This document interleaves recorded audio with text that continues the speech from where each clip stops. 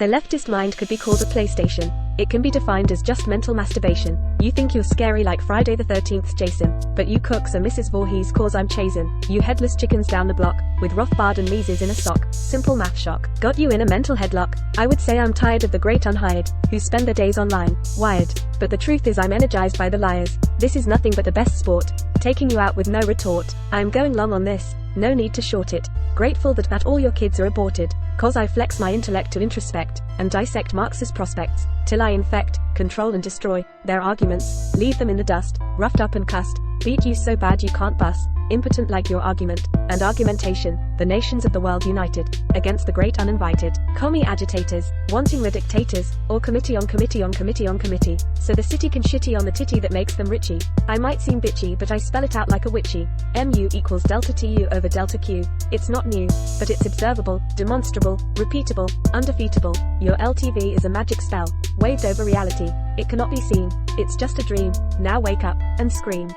This is an exorcism of communism. Gonna bring the wisdom to fight the demons in them. People often ask what's the beef with the left. They're just spastic, autistic and bereft of new ideas since the 1870s, and the only response I have is gee, the left are a cult that brainwash the youth, get them depressed and inert, hooked on half-truth.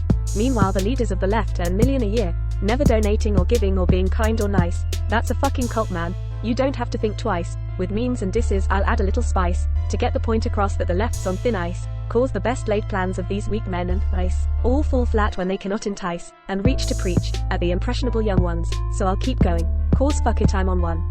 This is an exorcism of communism. Gonna bring the wisdom to fight the demons in them.